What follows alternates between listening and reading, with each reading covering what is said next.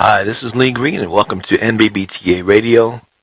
The show is called Black Business Builders. Today we're going to talk about dream killers. You know, those folk who actually come in all shapes and sizes, and also include procrastination, negativity. They may be your best friend, your worst enemy, and also they may include the guy at the water cooler at work who just has something to say about something just because he has something to say about something, he or she. Now, how do we handle those so-called helpers or idea killers in our lives? Well, one of the best ways I know of is, first of all, to be aware of their existence and to seek to avoid them in your areas of vulnerability. Now, what I mean by that is I don't mean for you to completely cut them off, because I said they may be your friends, they may be your family, but, folks that you care about. But just realize they're not always often committed to nor fully understand your dreams and desires. So make a conscientious choice to keep these areas private, especially during the embryonic stage. When you're starting up, when you're just getting a hold of this thought, this idea, this dream, during that incubation stage, that gestation period of establishing a dream or idea, keep that close to the cuff. Keep that to yourself a bit. Then also maintain your focus and keep moving forward to see your idea or dream become a reality.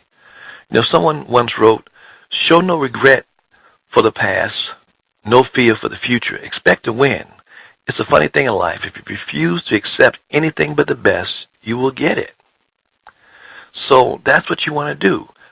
Choose the best. Choose to think about the best. Now, we don't choose the family that we're born in. We don't really have any control over that at all. But we do have full control over our friends and over the amount of time we spend with family and friends.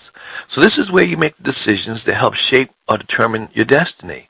In life, there are those who would kill your dreams and those who would, if you ask them, help nurture your dreams. So you can identify and choose each group in which you want to associate and also spend, any significant amount of your time. Now, another thing is one of the most effective ways of dealing with an idea killer is by doing your homework. If you've done your research on your dream and you've done your due diligence, and can support what it is that you're seeking to do, you can turn around even the most critical naysayer in many cases. But you do that at your point of strength, again, but not at your point of weakness. So the other thing is to also demonstrate by your actions. You prove that you're committed when you take action.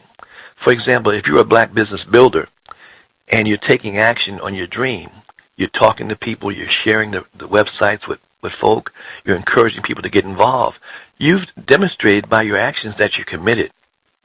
So you take massive action and you continue to work on your dream, and folk will realize that this is real, certainly as you start to see financial success and you're paying things off.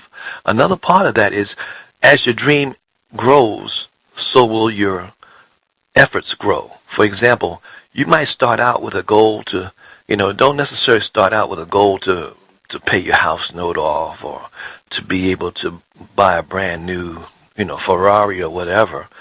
But start out incrementally. Say if I could just make another $50 a month or $100 a month. If all I have to do is get 5 black business builders enrolled. That's 10 times 5 is $50 a month. Or 10 enrolled, that's 10 times $10, that's $100 a month. Residual income coming in. And that's not counting any of the power line income that will be generated by those who also duplicate or replicate themselves. But just by starting out with an incremental goal, you'll start to realize success, and you'll demonstrate that by your actions, and other people will see that, and they'll be amazed and want to also potentially get involved. At least they won't be as negative. They'll support what you're doing. Don't let another person's critical attitude determine your worth or your future. You don't know how you can really fly until you spread your wings and take to flight. So that's really what it's all about. Start flapping those wings. Start taking flight, taking action. Don't let another person's limiting beliefs, no matter how well intended, stop you from attempting your big dream. That's on you. Compete for the ultimate prize. That's your goal. So you're competing not against anyone else. You're competing against yourself. You're competing against whatever limits or holds you back. You're fighting through that process to get to the next phase where you're succeeding beyond even your own sometimes expectations. But you have to see it to achieve it. There's a quote. It says, "I do not choose to be a common man or woman. It's my right to be uncommon if I can.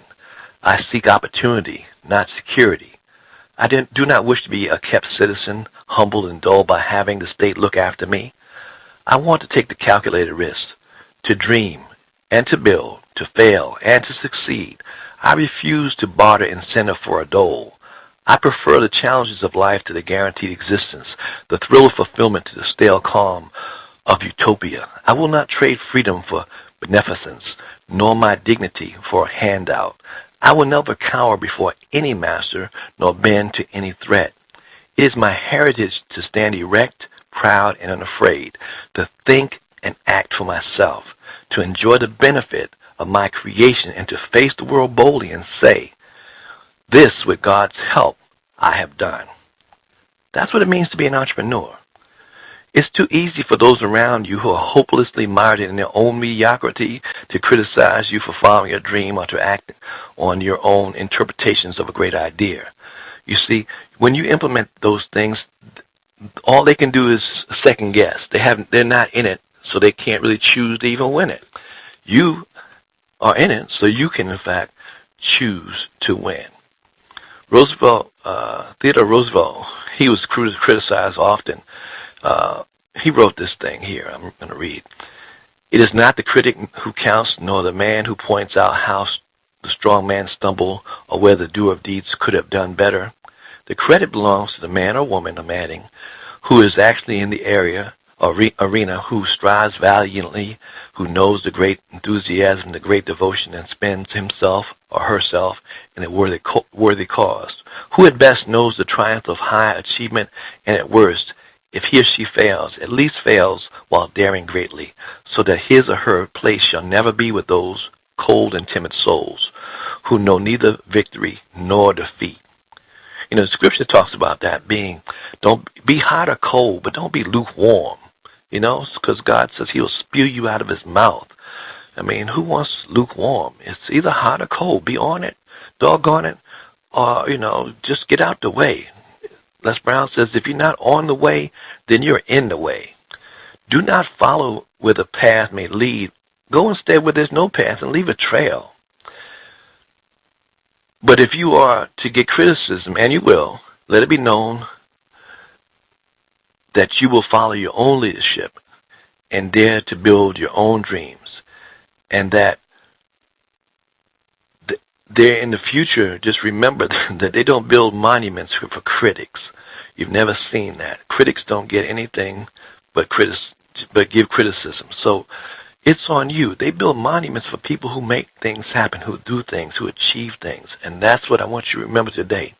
That be a dream catcher. Catch your dream. Follow your dream. Believe in your dream.